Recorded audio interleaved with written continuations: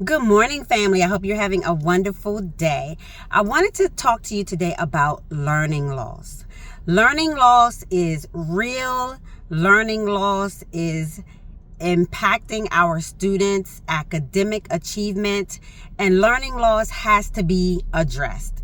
So, this is one of the topics or subjects that I always have my parents to help me out with as a classroom teacher. As a classroom teacher, we see lots of learning loss from the pandemic. And oftentimes, parents don't really know how to address the learning loss because they may not be aware of those specific gaps that we see in the classroom, and they don't know what to do or how to do it. So one of the things that I do, I send out communication to my parents asking them to just be mindful of some characteristics, some gaps, some dysfunctions, some areas of concerns that they see at home. Because if you see certain weaknesses at home, believe me, those weaknesses or those areas of concern are definitely going to translate into the classroom and into school. So one of the things that I do, I address certain issues. So let's say handwriting. Handwriting is basic. It's a basic skill, right?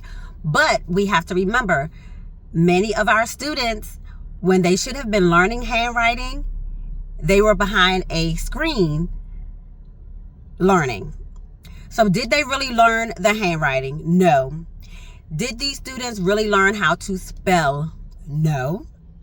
Did these students really learn how to formulate sentences and proper grammar conventions? No.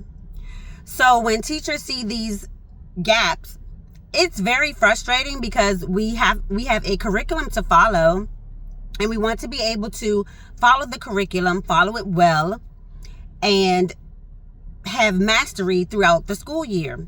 Well, that doesn't always happen because we have to pause, we have to reteach. We can't assume, or we shouldn't assume, that a child knows X, Y, and Z. So therefore, we build certain mini lessons and reteach opportunities into our lessons before we can even get to the actual skill set. So that can be a little bit frustrating.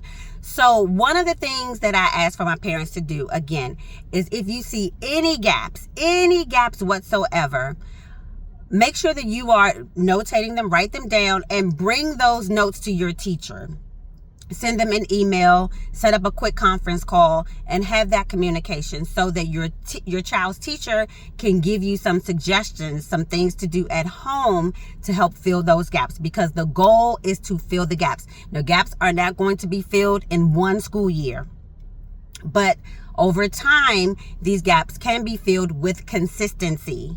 So again, if you are a parent, be sure that you are notating the gaps, the areas of concern that you see for your child. Work in partnership with your child's teacher to get some tips and some things that you can do at home to fill the gaps. Every single day, your child should be working on something specific to fill the gap. We cannot leave the responsibility solely on the teachers. Teachers don't have time. Teachers don't have the capacity. Teachers just can't do it all by themselves.